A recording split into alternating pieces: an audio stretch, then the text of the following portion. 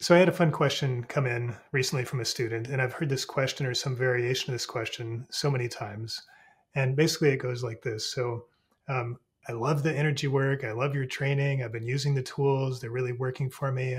I've had a lot of fantastic and empowering moments, and it feels great. And right when felt like I was at the top of my game, I really there was something that really needed to happen, and I was using the tools and I was trying my best, and I was applying everything I knew, all the stuff I was confident in, and it failed me.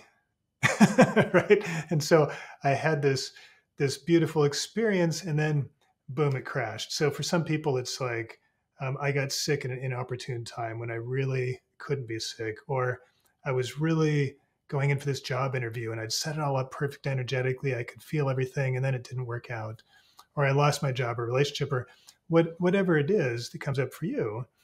And then the resulting feeling is kind of this sense of like not just frustration at the missed opportunity, but of a sense of like either I failed to use the tools in some way, or the tools failed me in some way, or maybe even this whole energy work doesn't make sense, or that guy Jeffries, doesn't make sense, or whoever you got your energy tools from.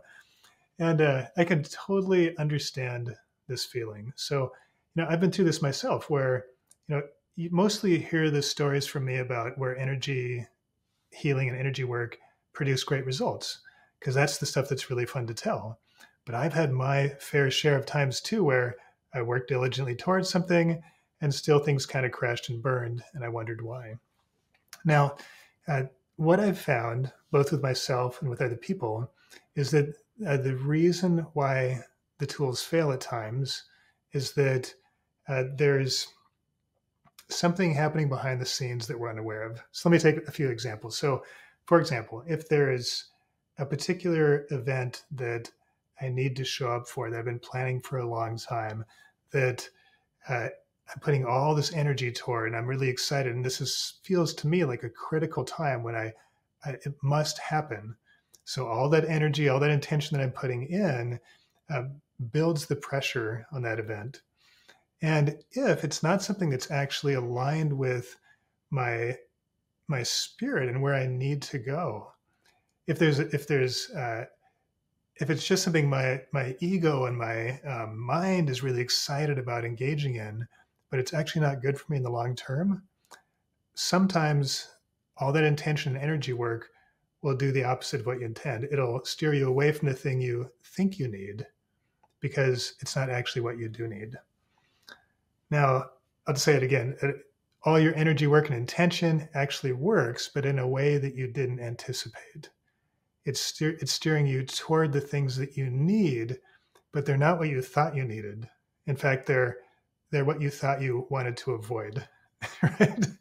And so this is kind of one of the frustrations that comes up as you're aligning yourself and your activities more with your spirit and your soul's essence, or your spirit mind, like my wife says. When you're aligning more with this energy, you're going to find that your conscious desires sometimes are out of tune. They're out of tune with what you really want. And you're going to get better and better at being aligned with what you need, whether you know what that is or not, whether you agree with it or not. And sometimes it can be very disappointing. So, what happens? What do you do when this happens? So, when this happens, the first thing to do is let yourself go through that period of frustration. It didn't work out. I feel like, I failed. I feel like somebody betrayed me or lied to me, like the tools didn't work. Like, let yourself feel all that. That's okay. But keep a little part of you aside too that's just observing, like, I'm really upset. I'm really frustrated. I'm really disappointed, sad, whatever the emotions are. Have a little part of you observing that you that's in the moment, experiencing the frustration.